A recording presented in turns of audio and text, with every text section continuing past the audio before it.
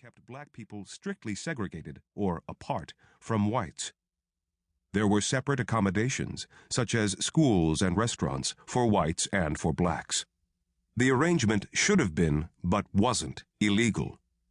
Some years earlier, the Supreme Court had ruled that separate facilities for the two races did not violate the U.S. Constitution as long as the facilities for blacks were equal to those for whites, which, of course, they never were. M.L. had his first encounter with segregation when he was 6 years old. His favorite playmate was a white boy whose father owned a store across the street from the king's home.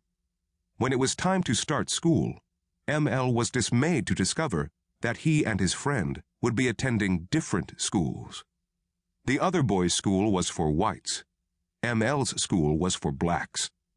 To make matters worse, the boy's parents told M.L. that the two boys could no longer play together. When M.L. asked why, they said, "Because we are white and you are colored." That evening, M.L. told his parents what had happened. They responded by giving him a brief history of race relations in the United States. They explained how the first Negroes, as African Americans were called in those days, had come to America as slaves, and how, even after slavery ended, whites continued to look down on blacks. They were willing to hire them as servants or laborers, but otherwise they wanted nothing to do with them. That was why M.L. and his white friend would be attending separate schools, and why M.L.'s school would almost certainly be inferior to his friend's. The information came as a shock to M.L. Thus far in his life, he had met very few white people. He had no idea how any of them felt about blacks. As the children of the Reverend Martin Luther King, he and his siblings were treated with respect by everyone in Sweet Auburn, as the area around Auburn Avenue was called. M.L. found it hard to believe that they would not be welcome in other parts of town. Jim Crow laws. After the Civil War, the nation adopted 3 amendments to the Constitution. The 13th Amendment freed slaves. The 14th made blacks citizens of the United States, and the 15th gave black males the right to vote.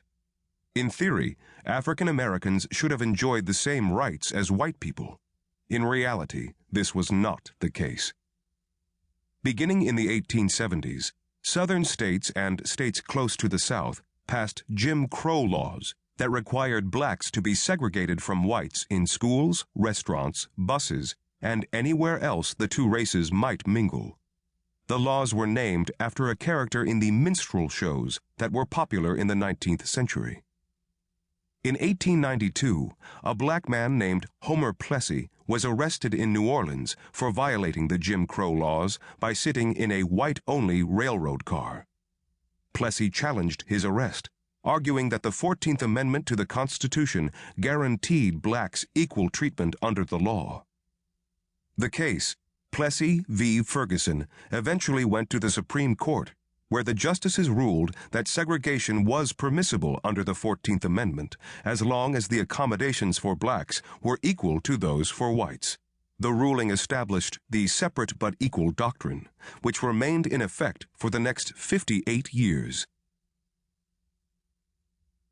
Family relations. Like his namesake, the 16th century clergyman Martin Luther, the Reverend King was a man with strong convictions. He detested segregation and rarely hesitated to make his feelings known. One day, M.L. and his father were shopping for shoes in a downtown store. A sales clerk informed them that if they wanted to get waited on, they had to move to the back of the store. "We'll either buy shoes sitting here or we won't buy shoes at all," Martin King declared. When the clerk walked away without helping them, Martin, with M.L. in tow, marched out of the store. Unfortunately, Martin Luther King Sr. was equally aggressive at home. He expected all of his children to obey his every wish. When they didn't, he disciplined them with a leather strap. M.L. endured his father's punishments in silence.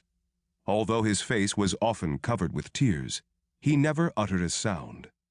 After the beatings, M.L. would turn to his grandmother for comfort.